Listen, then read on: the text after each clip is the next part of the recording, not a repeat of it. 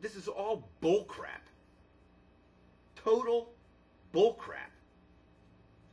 And I'm tired of these fluffheads every day on the news talking around the issue. They should be nailing General Motors to the wall on the fact that they've already put out an electric vehicle, totally electric vehicle.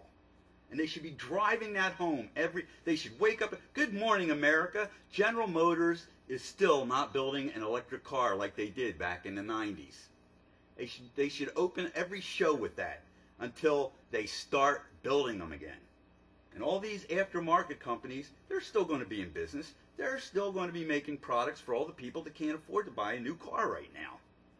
So over the next 10 years, 20 years, people can start retooling and downsizing on the internal combustion market.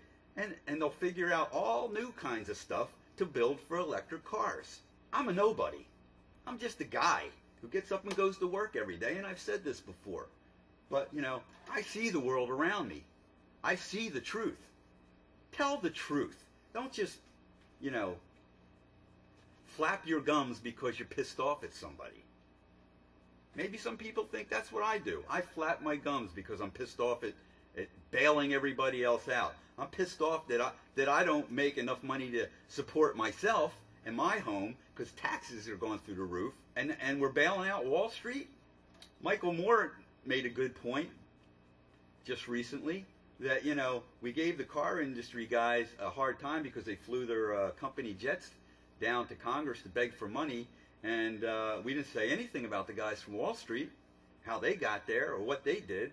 You know why? Because all the guys in Congress and all the guys running this country, they're all invested in Wall Street. But they're invested in, you know, playing the stock market. They're invested in oil. So, you know, sure. Oh, yeah, we're just going to talk to them and make sure that they're going to follow some, you know, regulations and blah, blah, blah, blah, blah. And we're going to give you all this money. And the car industry guys, well, you know, you're just the manufacturers. So we're going to give you a hard time because you're the little guy. The smaller you are on the totem pole, the lower you are on the totem pole, the more crap you get from the guys up top, you know, because the truth of it is, you know, Wall Street isn't just responsible for the problems. The auto manufacturers aren't just responsible for the problems. Everybody that's been involved in our government for the last 50 years are also problem. And that's why I say right now that all you people that voted for Mr. Obama, you're seeing right now the lie of change. He's not going to give any change. He just put half of Clinton's cabinet on his and hired that witch Hillary. When they had their little secret meeting over at her place, she said, well, if I can't be president, you know, I want some other important position, like Secretary of State. And you know what? We keep making, no offense to women, because I love women, but, you know, making a woman Secretary of State, and then she's got to go over and negotiate with Islam, who basically make their women second-class citizens. There you go. Hey, they're sending another bitch over here. You know, I don't feel that way, but I know they feel that way. Condoleezza Rice goes over there, and she doesn't get anything accomplished because they just go, oh, listen to this chick. Get serious, people. You know, you want to negotiate with people, you got to understand the people that you're negotiating with. You can't just assume that, oh, we can send anybody over there. If we still had Nazi Germany running around on this planet, do you think that they could send James Earl Jones over there to be a negotiator? I mean, come on, people. The people, the powers that be, the men in the suits, the men who wear the ties for uniforms, and believe me, they are uniforms. Just because they're wearing a suit and tie doesn't mean they're good people. Just because their hair is all coiffed and cut properly doesn't mean they're good people. But if you have long hair and a beard today, you're looked at as a scruffy bum. Come on, people. We're human beings. We have to start seeing each other as human beings. Take the step. Look at your neighbor who's a different color than you are as a human being, just like you are. If you cut your finger, you're both going to bleed red. Get it. We all have hair. We all sweat from our armpits.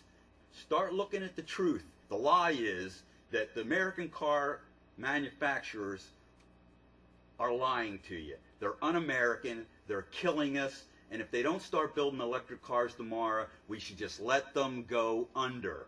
We have a car industry in America that's all electric. It's fledgling, it's small.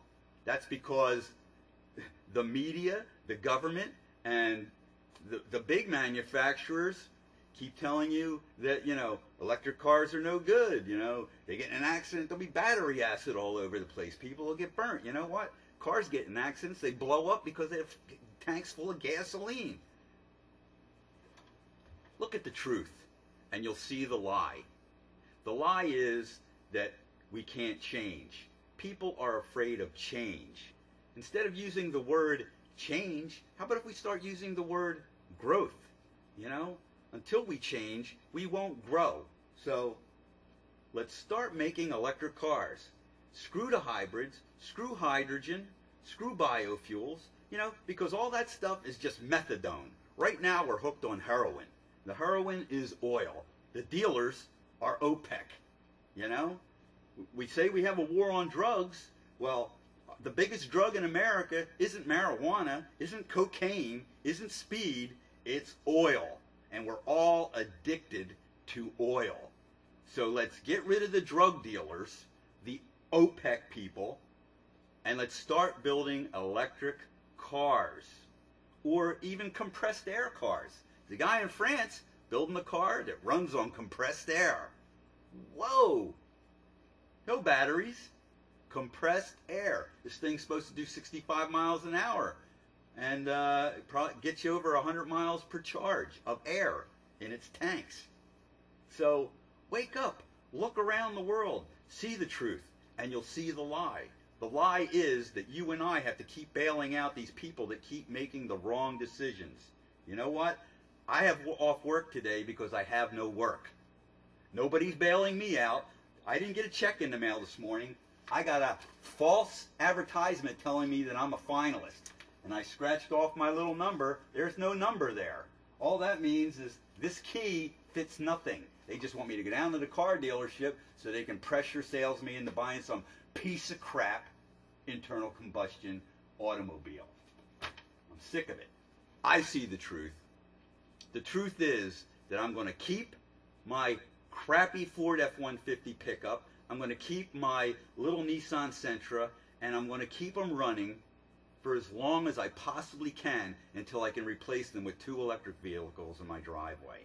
So I hope you're all going to do the same, and I hope you're going to write your congressman, and I hope you're going to email Robin Meade and Kira Chetri and Joe Scarborough and all the nuts on Fox News. They're all liars. They're all thieves. All they do is read what's put in front of them. None of them have an original idea in their heads.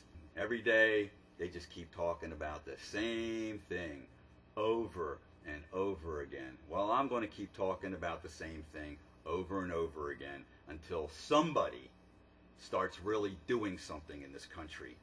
And 4 years from now, we're all going to be talking about how Barack Obama let us all down. And it's a shame, because even though I didn't vote for him, I voted for Ralph Nader. I wanted to vote for Cynthia McKinney, but she didn't get on the ballot in Pennsylvania. So I think Barack Obama was a nice guy, but he's starting to show his true colors. He's going to go along with the party line. He's going to go along with the auto manufacturers. He's going to go along with Wall Street. He's going to go along with everything that's going on. And 4 years from now, people, you and I are still going to be wondering how the hell we're going to make ends meet. Well, I hope this helps. Stirs a little thought. Maybe gets you pissed off at me. Sometimes anger isn't a bad thing. It gets thought processes going. So, good luck in 2009.